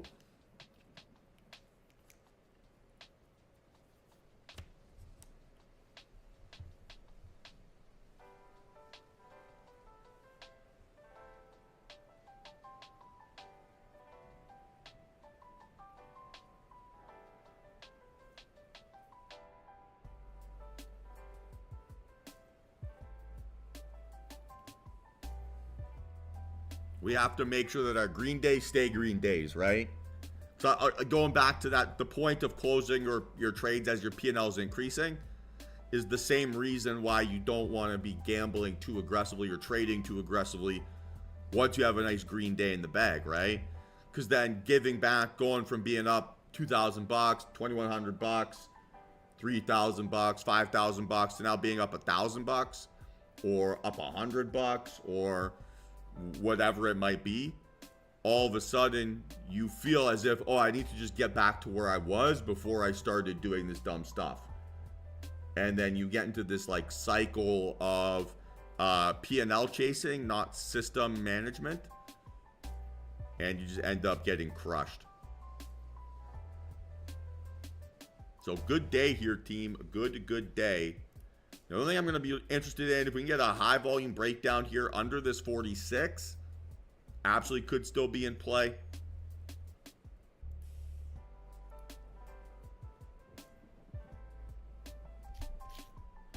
But I'm not going to give it too much more of my time or energy. I'd rather, yeah, take the win and move on, right? It's a great day.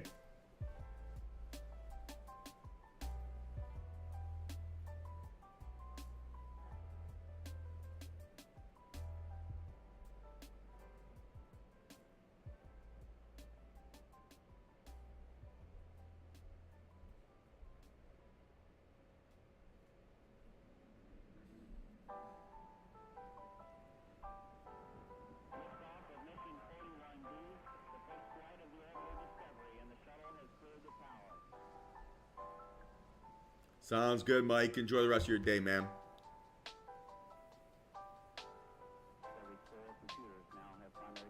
Again, I'm looking for a high vol breakdown here under this 946. Well, I haven't walked away here yet, David, right? But I just want to, like, be transparent that after a big win, right, you tend to get looser on your process or on your technique.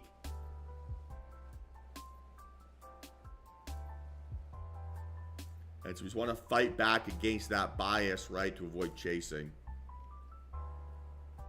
At this point, I would say no, because you're kind of just in the middle of yesterday's candle and the middle of today's candle, and you're still pure inside bar. So it just looks like a day of consolidation here on CL. So I would personally not be interested in that. Not a very strong indication of trending price action. Volume wise, candle shape wise, yeah, you have a signal, or you had one 30 minutes ago approximately, right? But at this point, this is a decent move that's already happened. I'm not sure if I need to go be aggressive for it.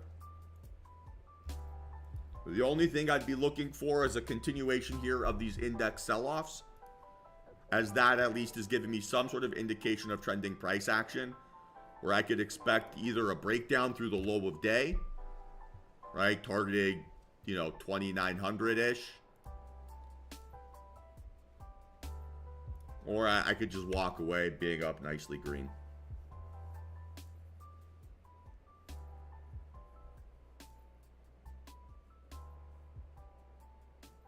So good day here, team. Good day.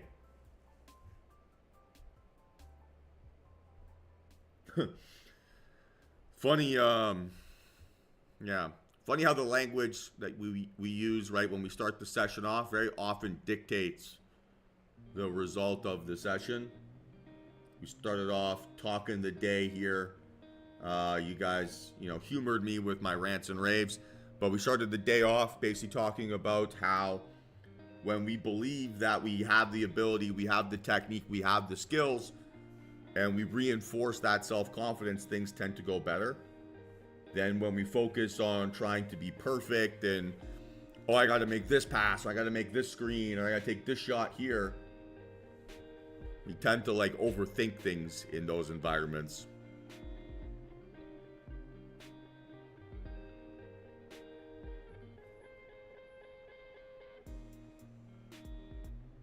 So when I'm comparing today's trading day versus yesterday's, right? Today, a much more positive energy, I would say, right? Versus yesterday. Now, yes, it's not a negative, pessimistic prick yesterday, but I just wasn't feeling as sharp as I was today. And so I naturally let my language, right, kind of deteriorate, or those self-thinking doubts, right, creep in. And then that then compounds in your trading decisions. So it's wild how it's all connected, right?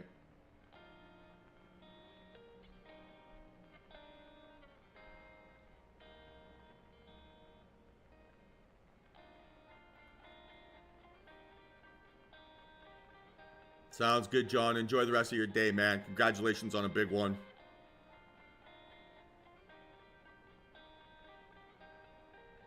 Yeah, I mean, I don't even know if it's necessarily that. Like, I went for a run yesterday and felt fine. I think some days you just wake up, you feel, I don't know, maybe you get as good night's sleep as you wanted or whatever, and you start looking for reasons to blame it instead of looking internally over what you need to fix.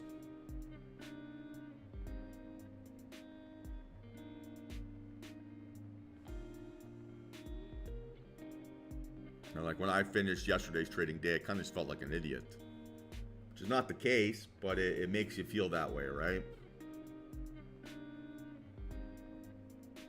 And it was not an idiot because of how I traded. I mean, it was fine. It's not the end of the world. But it's how I allowed my stress and my mood and my anxiety to compound when I know better.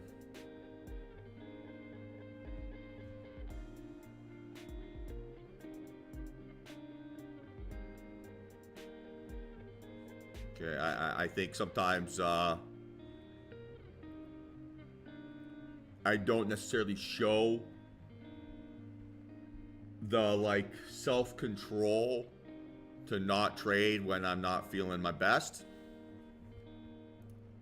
And I need to exert more of that type of control here over myself.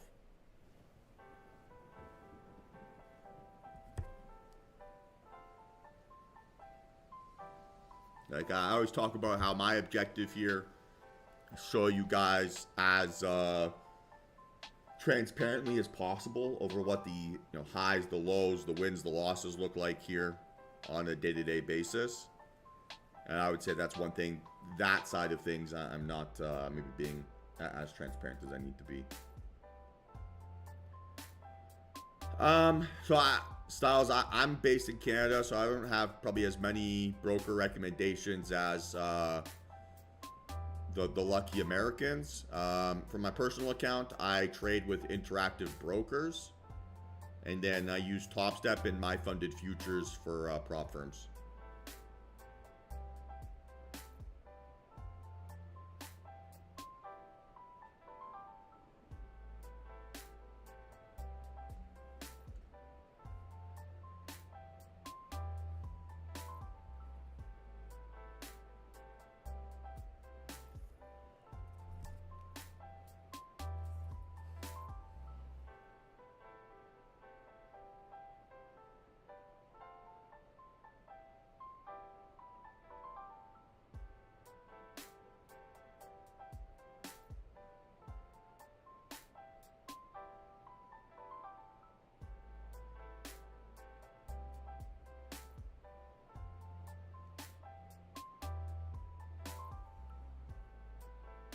I think Interactive Brokers is a great option. That's US based. If you use Thinkorswim, that's fine.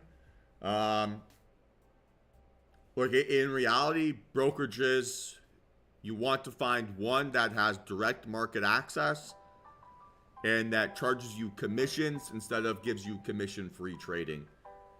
Because when they give you commission-free, like a Robinhood, for example, how do they make their money, right? Well, they make their money by then selling your data, trade data, right, to like order flow companies like Citadel.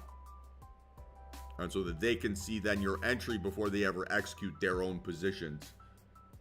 They pay for that data. So you want something that is direct market access. And Thinkorswim and Interactive Brokers both provide those options. Now, I haven't personally used Thinkorswim. And when I make my way down stateside, I'm sure I'll continue to use Interactive Brokers. But once you find those criteria, it doesn't really make a difference. Like, it won't be the broker that makes you money or costs you money. So I'd say that's good, not great volume.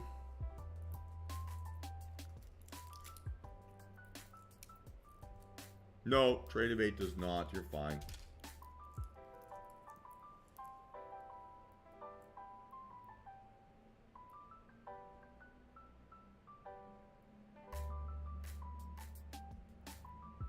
I wouldn't use them otherwise, David. Excuse me, I wouldn't use them otherwise. Just a general rule of thumb, right? When something is free, the product isn't, or the service isn't the product, you're the product, right?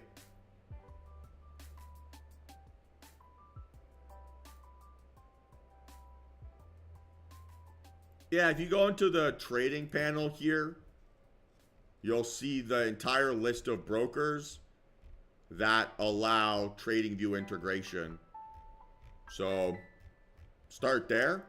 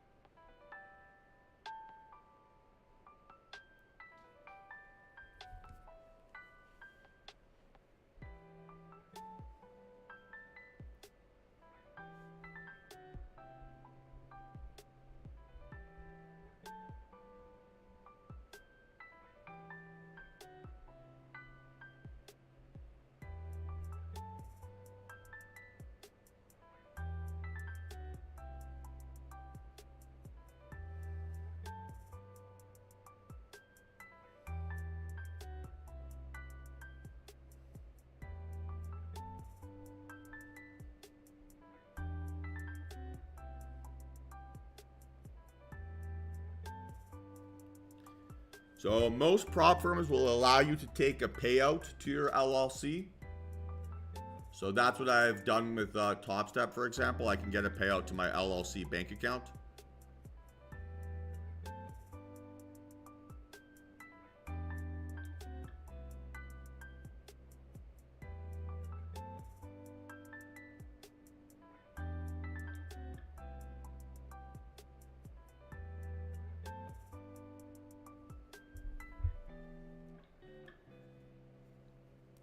So I would need to see this close under 900 now to be interesting. But like I said, guys, I'm kind of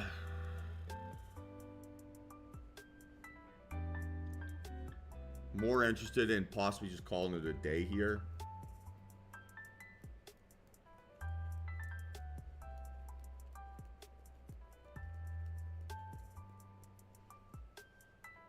Instead of being greedy, thinking, oh, I'll make another $1,000 bucks. I mean, I absolutely could.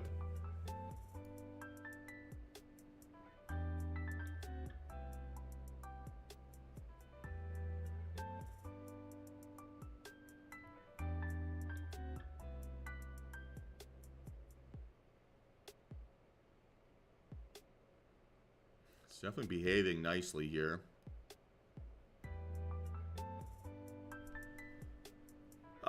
Tomorrow, it really is independent for each person. I wouldn't say that there is a best or a worst.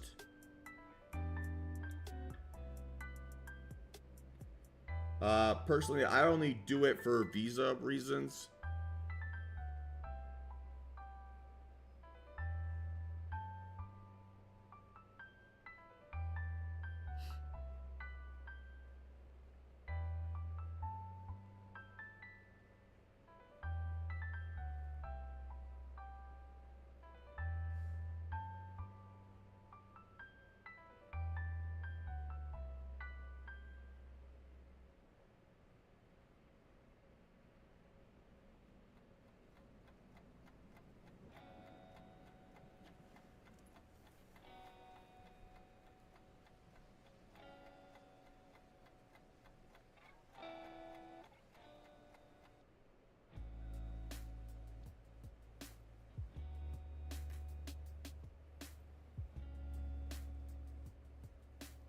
Like, I would just say in general, right? You don't need to complicate things. Like,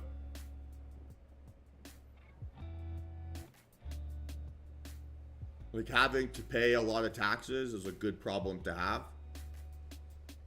And once you make X amount, okay, then you can start to optimize it and you can talk to professionals who are experts in that.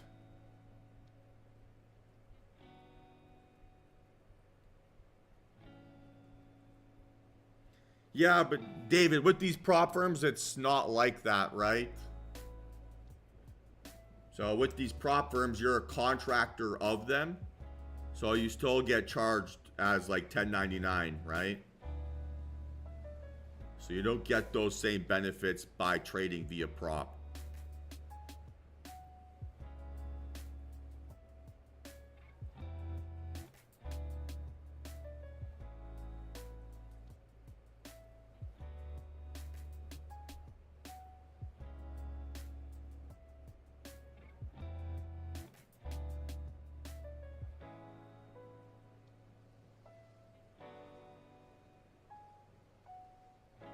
So if you're trading your own personal money, yeah, absolutely, right?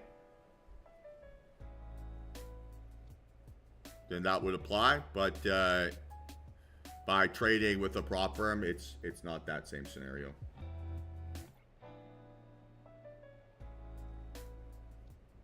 All right, team. Any other questions here? I'm not going to go into overtime today. Not going to place any further trades. Pretty happy on the day.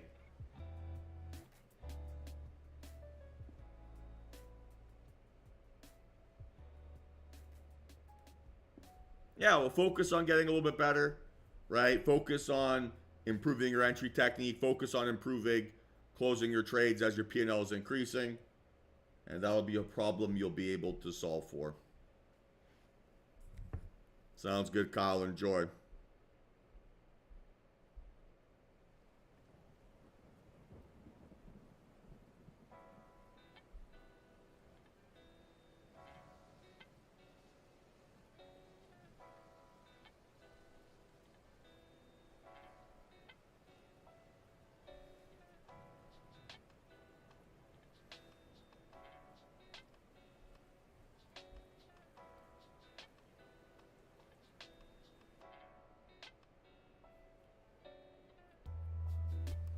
Awesome, team. Glad to hear everyone had a great day. So final call for questions here. Final call for questions.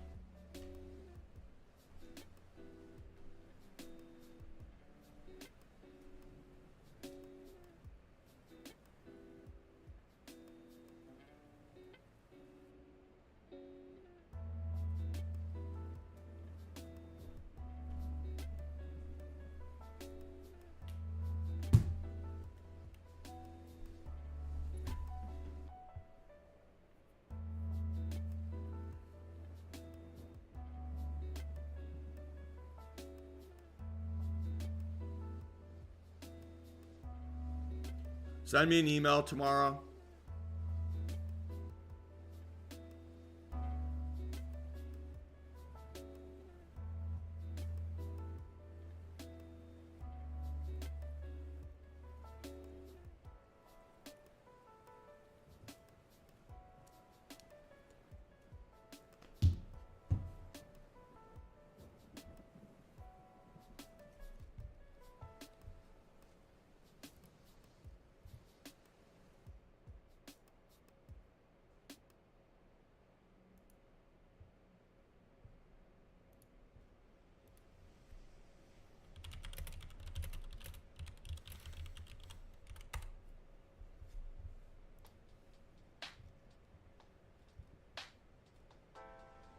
All right, team. Well, if no other questions, I'm going to kill the stream here for the day.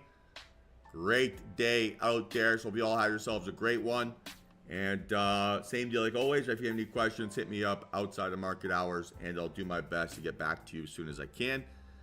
Otherwise, looking forward to catching up with a few of you here in our one-on-ones later this afternoon. And we'll chat then. So have yourselves a great day, team, and we'll talk soon.